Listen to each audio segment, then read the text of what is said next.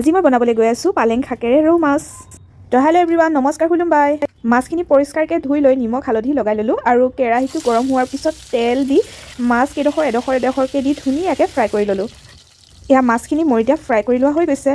আৰু এইখিনিতে এটা কথা কওঁ, যিসকলে পালেং শাক বেয়া পায় তেওঁলোকৰ বাবে পালেং শাকৰ বহুতো বেনিফিটছ আছে। পালেং শাকত ভিটামিন চি, ভিটামিন ই আৰু কে পোৱা যায় আৰু ইয়াত কেলৰিজ বহুত কম থাকে, চ' ই ৱেট লছত কৰাটো সহায় কৰে আৰু ইয়াত ফাইবাৰৰ পৰিমাণ বহুত থাকে।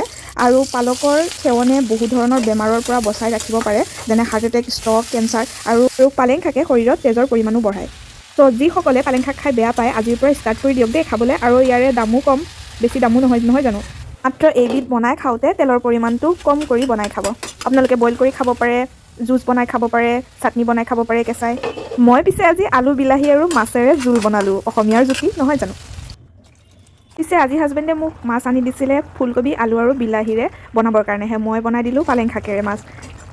তাৰপিছত যেতিয়া হাজবেণ্ডক ভাত বাঢ়ি দিলোঁ তেতিয়া শাকেৰে মাছ বনোৱা দেখি মুখখন কুচাই দিছিল। তাৰপিছত যেতিয়া এগাল মুখত দিলে তাৰপিছত ক'লে মজা লাগিছে দেখোন।